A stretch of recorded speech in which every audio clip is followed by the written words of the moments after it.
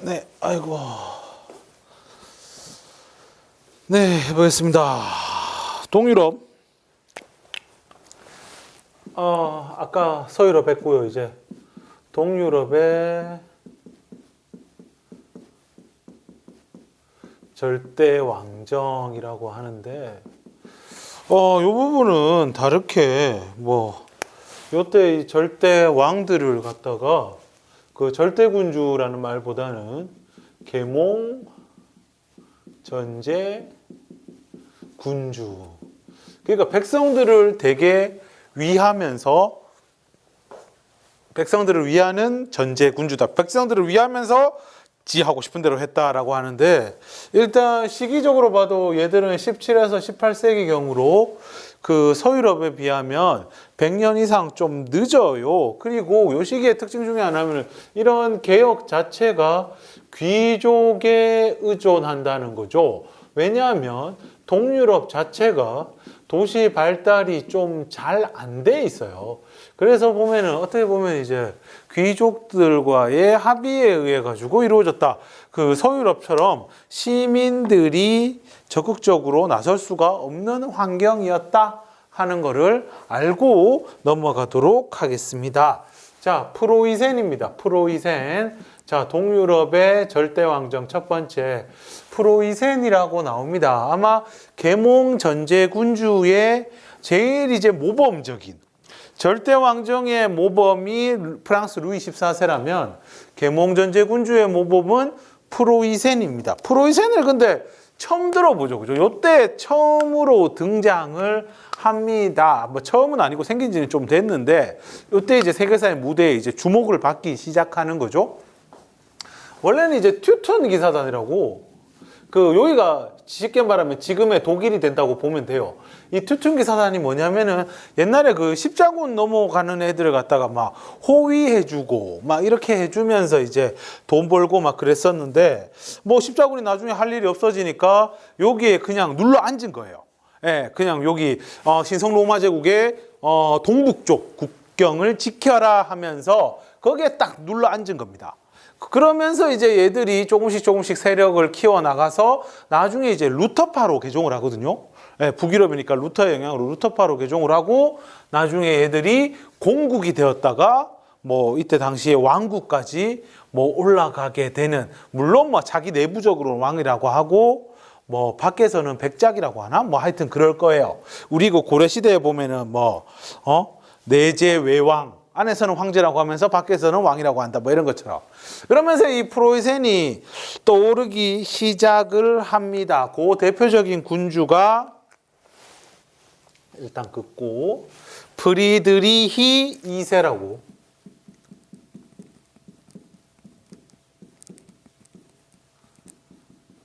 네, 다른 말로 프리드리히 대왕이라고 불리는 사람입니다. 1740년에서 1786년까지 왕을 했던 사람이고요.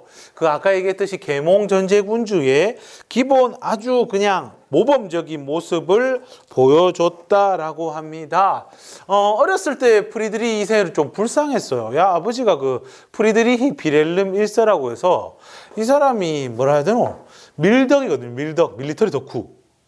네, 밀리터리 덕후로서 완전 지금이면은 진작 잡혀갔어야 될 사람인데 자식에 대한 굉장한 가혹행위, 정말 아동학대의 끝을 보여줍니다. 원래 이 프리드리히 위에 두 형이 더 있었거든요.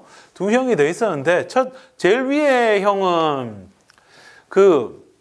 애가 갓난아기를 갖다가 굳이 왕세자 대관식 같은 걸 하는데 왕관을 굳이 씌워줘야 된다라고 해가지고 주변에서 다 말리는데 왕관을 씌웠다가 목이 무거운 왕관 때문에 목이 부러져 죽었나? 아니면 여기 억지로 끼우다가 생채기가 나서 죽었나? 하여튼 그래가지고 죽었고, 둘째 죽고 나서 그 다음에 왕세자한테는 좀 강하게 키워야 된다라고 해서 둘째 아들 옆에서 어디 대포 쏘는 거, 시험 훈련 같은 거 하는데 갔다가 깐난하게 옆에서 대포를 쏴가지고 그것 때문에 죽어요. 대포 소리가 어마어마하거든요. 그래가지고 하여튼 그 다음에 프리드리히 2세는 좀 나름대로 좀 정돈 받았는데 요 아버지가 완전 군대식이라 가지고 완전 두들겨 패고 그렇다고 해서 이 사람이 뭐 군사적으로 재능이 있거나 야 아버지 프리드리히 비렐름 1세가 군사적으로 재능이 있거나 이런 것도 아니야. 그냥 그때의 귀족들이 아유 저 군인왕이다 군인왕이라고 불렀는데 그게 진짜 군인같이 해서 군인왕이라고 하는 게 아니고 막 비꼬면서 있잖아요. 아유 저건 뭐 군사적으로 뭐 아무것도 한 게 없으면서 뭐 저래 설치노 하면서 그냥 코스프레만 하고 돌아다닌 거야 이 사람은. 뭐 하여튼 그런 거예요. 그래가지고 맨날 두드려 맞고 그래가지고 좀 불쌍했어요. 근데 다행스럽다고 해야 되나? 아들 가운데서 왕세자 세자 얘한테만 그랬고 나머지 아들은 별로 관심이 없었다고 하는데 어쨌든 그 아버지 프리드리히 비렐름 1세는 얘가 군사적인 재능이 있어야 된다 하면서 완전 군대식으로 가혹행위하고 훈련시키고 두들겨 패고 막 이렇게 했다고. 근데 안타깝게도 프리드리히 2세는 뭐 어렸을 때부터 프랑스인 가정교사를 만나가지고 프랑스 문화에 대한 동경, 예술에 대한 동경 그래가지고 미술이나 음악이라든가 이런 데도 굉장히 조예가 깊었던 굉장히 훌륭했던 굉장히 나중에 보면 학문적으로도 뭐 당대 이제 이때 당시에 계몽 철학이 아니고 뭐고 계몽 사상가들과 이제 그 편지를 주고받을 정도로 굉장히 뛰어난 지성을 자랑했는데 그렇게 나약해지면 되겠냐 하면서 막 두들겨 패고 막 그렇게 했으니까 굉장히 불우한 시절을 보냈죠. 그러다가 이 사람 주변에 이때 거의 10대 중후반 때인가 그때 한스 폰 카테라는 사람을 만나는데 그래서 역사학자들은 그 한스 폰 카테가 애인이다 라고 이야기를 하기도 하더라고요. 한스 폰 카테는 남자입니다. 남자입니다. 근데 나중에 이제 그 한스 폰 카테 걔가 영국 쪽에 뭐가 이래 다 있나 봐요. 그래가지고 나와 같이 영국으로 도망가자 해가지고 이 프리드리히와 손잡고는 아닐 수도 있어요. 자, 하여튼 도망을 가다가 잡혀요. 그래가지고 결국에는 둘 다 찢어 죽여야 되니 사형을 시켜야 되니 어쩌고 저쩌고 했는데 나중에 그 신성 로마 제국의 황제였던 카를 6세인가 뭐 그 사람이 안 돼 하면서 이제 막은 거죠. 야, 왕족은 함부로 죽일 수가 없어. 뭐 이런 식으로. 사실 이때 당시에 뭐 신성 로마 제국의 이름만 남아 있어도 요런 아주 그런 뭐 대규모 분쟁이라든가 이런 거를 해결해 주는 역할을 했다고 하거든요. 그래가지고 왕은 프리드리히는 어디 탑에 갇혀 있고 그랬는데 아버지 그 프리드리히 비렐름이 엄청 악랄한 게 거기 창문이 한 개가 딱 있대요. 그 탑에 창문이 한 개가 있는데 그 창문으로 창밖에 보면은 그 창문 그 탑에서 보이는 그 유일한 시야 거기에서 이제 한스 폰 카테를 처형을 했죠. 거기서 처형을 하고 시체도 며칠 동안 거기 매달아 놓고 아들 보고 보라고 했다고 합니다. 그래가지고 나중에 이 그 프리드리히 2세가 왕이 되고 나서 제일 처음에 한 일이 뭐냐면은 고문을 폐지하고 하여튼 사법부를 독립시키고 뭐 이런 역할을 했다고 합니다. 자, 하여튼 뭐 이렇게까지 이야기를 했고요. 하여튼 뭐 불우한 어린 시절을 거쳐가지고 이렇게 했는데 그 교육 덕분인지 몰라도 군사적인 재능도 뛰어나고 사상 뭐 그냥 머리도 좋고 싸움도 잘하고 전쟁도 잘하고 운도 되게 따르는 그런 왕으로 성장을 합니다. 그래서 이때 당시에 유럽에 프리드리히 빠들이 그렇게 많았다고 합니다. 자, 하여튼 보겠습니다. 자, 슐레지엔을 확보를 합니다. 이게 되게 큰 게 이때 당시에 이제 슐레지엔에서는 그 석탄과 철이 많이 산출되었는데 이 양이 이때 이게 원래 오스트리아 거였거든요. 오스트리아. 그 오스트리아 거였는데 이거를 이제 뭐 뺐습니다. 이때 당시에 그 오스트리아 왕위 계승 전쟁이라고, 오스트리아가 이제 쉽게 말하면 그 신성 로마 제국의 왕이랑 겸하는 그런 자리였어요. 여기 오스트리아에서 왕위 계승 전쟁이 일어나요. 아까 얘기했듯이 카를 6세가 걱정이 아들이 없어요. 아들이 없는데 그 게르만족, 그러니까 게르만족, 뭐 다들 사실 게르만족에서 나온 거잖아요. 뭐 독일, 지금의 독일이나 뭐 신성 로마 제국이나 뭐 프랑크 왕국이 나중에 프랑크 왕국, 뭐 지금 프랑스 그쪽 애들이 전부 사실 게르만족 그쪽이잖아요. 게르만 전통법인 살리카법이라는 게 있대요. 살리카법. 거기 살리카법에 의하면 여자는 왕이 될 수 없다 이렇게 된 거예요. 네, 여자는 왕이 될 수 없다. 그래가지고 그 카를 6세가 국사조칙이라는 걸 만들거든요. 이건 신성 로마 제국, 요 오스트리아 얘기입니다. 오스트리아 얘기. 다른 말로 국본조칙이라고 하는데 될 수 있다 여자도. 그래가지고 이거를 신성 로마 제국 다니면서 그 제후들한테 사인을 다 받아요. 그랬더니만 그때는 뭐 그럴 수 있죠. 당연합니다. 당연합니다. 할 수 있습니다. 여자도 왕이 될 수 있습니다. 라고 했는데 죽고 나니까 어떻게 해? 그 카를 6세가 죽고 나니까 오스트리아 그 왕을 계승한 사람이 그 카를 6세의 딸이었던 마리아 테레지아거든요. 마리아 테레지아. 이 사람 뭐 이따가도 나올 거예요. 마리아 테레지아인데 그렇게 되니까 대번 쳐들어간 거예요. 이 프로이센의 프리드리히 2세가. 그래가지고 저번에 얘기했죠. 저번에가 아니고 방금 얘기했듯이 사실 이 프리드리히 2세가 죽을 뻔한 거를 살린 사람이 사실 이 국사조칙을 만들었던 카를 6세거든요. 그런 어떤 그게 악연으로 되돌아오게 되는 거죠. 이때 당시에 오스트리아의 세금의 거의 22%를 차지하는 지역이었어요. 굉장히 큰 지역이었고 이게 오스트리아 프로이센 둘만의 싸움이 아니고 나중에 영국, 프랑스 할 것 없이 다 여기에 끼어들어가지고 국제적인 전쟁이 되는데 프리드리히 2세가 뭐 처음에는 실수도 하고 그랬지만 군사적인 재능을 발휘해가지고 슐레지엔을 확보하는데 성공을 합니다. 이때 당시에 프로이센 같은 경우에는요. 뭐 사관학교 제도가 일찍부터 만들어져가지고 군인들의 훈련도나 이런 게 훨씬 뛰어났다고 전해요.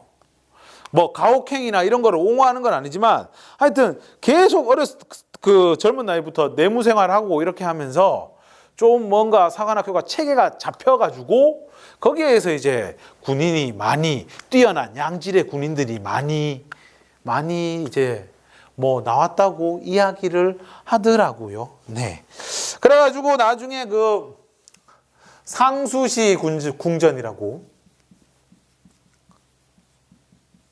이게 이제 독일어로 말하면 걱정 없는 궁전이다라고 해서 그 동유럽 절대왕정의 아주 대표적인 건축물. 우리 그 서유럽 절대왕정 하면은 베르사유 궁전, 바로크 양식이라면 이 동유럽의 절대왕정 하면은 상수시 궁전, 로코코 양식 하면서 뭐 이렇게 이야기를 하게 됩니다. 그리고 이것뿐만 아니고요. 이제 백성들을 위한 거 계몽 이야기 할게요. 감자를 보급해요. 이때 당시에 프로이센이 식량난으로 좀 고생을 했거든요. 프로이센뿐만 아니고 독일은 계속 그래요. 농사 짓기에 땅이 썩 만족스럽지 않거든요. 앞으로도 독일 가면은 식량 문제가 계속 발목을 잡아요. 하여튼 그래요. 그래가지고 나중에 2차 대전 때 보면은 이제 히틀러가 소련으로 쳐들어가는 이유도 뭐예요? 우크라이나 그 곡창지대를 차지하기 위해서죠. 어쨌든 감자를 보급을 했는데 이때 당시에 감자라는 게 그 신항로 개척 이후에 보급은 돼 있었지만 사실 이때 당시에 사람들은 먹을 줄 몰라가지고 이거 그냥 돼지 먹이로 놨었거든요. 근데 이거를 갖다가 프리드리히 2세가 이거를 새로운 식량으로 이제 좀 제시를 해가지고 하려고 하는데 이게 돼지 먹이로 이미지로 박혀 있다 보니까 이게 먹히질 않는 거야. 그래서 프리드리히 2세가 꾀를 낸 거죠. 야, 앞으로 감자는 귀족만 먹을 수 있어. 귀족만 먹을 수 있어. 라고 법을 내리니까 사람들이 뭔데 이게 맛있나? 왜 귀족만 먹으라고 하지? 하면서 프로이센 사람들이 이거를 본격적으로 먹기 시작을 했고 그 덕에 나중에 인구가 아주 많이 늘어나게 됩니다. 그리고 사상, 종교라든가 이런 데에서도 자유를 주는 계몽군주의 모습이 나타납니다. 그래서 이 프리드리히 2세가 즉위하고 있을 적에 8만, 원래 이 프로이센이 군대 쪽으로는 좀 강하긴 했지만 이 8만의 군대가 19만까지 늘렸고 그리고 300만이었던 인구가 500만까지 일어났다. 그러면서 유럽의 새로운 강국으로 프로이센이 이제 본격적으로 나오게 됩니다. 네. 됐죠. 그래서 각지에 프리드리히 2세 바가 많아가지고 나중에 나오겠지만 이 오스트리아 왕위 계승 전쟁 이후에 이제 오스트리아에서 복수를 하겠다고 7년 전쟁을 일으키는데 그때 당시에 프리드리히가 주변에 전부 적이었어요. 자기 편은 영국밖에 없었는데 영국은 유럽 대륙에는 관심이 없고 저 식민지 나가가지고 식민지 뺏어먹을 생각밖에 안 하고 있었어. 우리 그 플라시 전투, 인도를 둘러싼 플라시 전투가 나왔던 게 이때인데 하여튼 그때 각지에 포위당해가지고 거의 멸망 위기까지 왔었는데 그때 당시에 러시아의 왕이었던 표트르 3세라고 그 친구가 제일 먼저 한 일이 이 프로이센을 공격하러 갔던 러시아 군대를 철수하는 일이었어요. 왜? 프리드리히 빠였거든. 하여튼 그건 뭐 이따가 이야기를 하도록 하겠습니다. 자, 그래가지고 이 프로이센의 뒤를 이어서 오스트리아의 이제 계몽군주 이야기를 하는데 오스트리아는 이때 그 합스부르크 가문 우리 주먹턱으로 유명한 주걱턱 비하하는 게 아니고 진짜 그래요. 예, 진짜 그러고 이건 역사에서도 계속 나오는 얘기니까 하는 얘기예요. 자, 첫 번째 마리아 테레지아라고.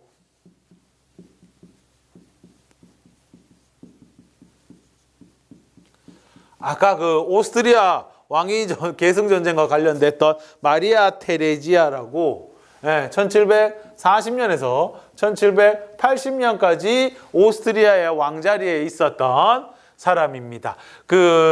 뭐 국사 조축을 했지만 신성 로마 제국의 황제는 남자여야 된다 해가지고 자기 남편이 이제 대신을 하게 되는데 이 마리아 테레지아 같은 경우에는 재능도 있고요. 당시 유럽에서 알아주는 미모를 가진 사람이었고요. 그래가지고 진짜 미모만으로도 많은 제후들이 충성할 정도. 그래가지고 진짜 일일이 오스트리아 왕위 계승 전쟁이라든가 여러 가지 전쟁으로 어려운 일이 있을 적에 딱 불러가지고 마리아 테레지아 한번 보고 나면은 진짜 충성을 바치겠습니다. 이럴 정도로. 야, 딸내미가 누구냐 하면은 그 유명한 마리 앙뚜아네트예요. 사실 우리나라에서는 앙뚜아네트 엄마라고 해야 그런 사람이라고 하겠지만 유럽에서는 되게 유명한 군주 중에 한 명입니다. 재능도 있고요, 똑똑하고요, 실력도 있는 사람이었지만 프리드리히 2세와는 다르게 이 사람은 좀 운이 없었어요. 그래가지고 프리드리히 2세와의 싸움에서 계속 밀리게 되는데 하여튼 자, 마리아 테레지아 때 의무교육, 초등학교 의무교육 제도를 만들어요. 그러니까 이거는 이 프로이센한테 자꾸 지니까 이렇게 일을 벌인 거죠. 일을 벌인 거야. 이게 프로이센을 이제 따라하기에 들어간 거야. 이 의무교육, 초등 의무교육 같은 경우에는 그 프리드리히 2세 아버지였던 군인왕 프리드리히 빌헬름 1세 때 이게 완성되거든요. 그래서 요거를 이제 벤치마킹을 하는 거죠.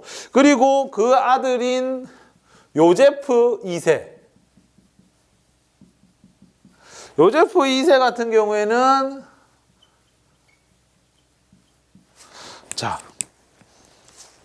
농노해방.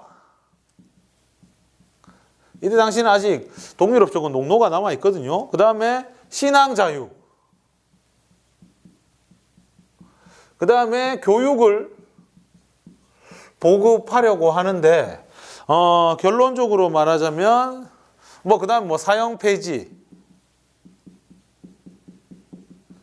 이런 다양한 계몽군주로의 모습을 보였지만 결국엔 실패해요. 왜? 귀족들이 반대해서. 귀족들이 반대해서 결국에는 실패하게 되는데 그래서 요제프 2세 무덤에 이렇게 적혀 있대요. 많은 것을 하려 하였지만 아무것도 이루지 못한 자 여기 잠들다. 좀 슬프죠. 뭐 하여튼 그렇습니다. 자, 그 다음에 러시아입니다. 러시아. 마지막으로 러시아. 아까 프리들이 쓸데없는 소리를 많이 해서 시간이 너무 많이 지난 건 아니겠지요? 네, 러시아 이야기는 빨리 할게요. 2분 안에 되겠나? 빨리 하지 마. 표트르 대제. 표트르 대제. 러시아 하면은 포트르 대제입니다. 1682년에서 1725년인데 이 사람은요 서유럽화. 이 러시아를 서유럽처럼 하기 위해서 다양한 문화와 기술을 도입했지요. 문화와 기술을 도입했고 감자라든가 커피라든가 그 다음에 담배 심지어는 수염까지 유럽식으로 수염을 바꾸라고 해요. 콧수염 요렇게 콧수염. 옛날에는 그 몽골식 수염이라고 길다란 수염을 했는데 그거 싫다. 서유럽식으로 바꿔라. 말 안 들으면 세금까지 매겼어요. 그거를 수염세라고 불렀어요.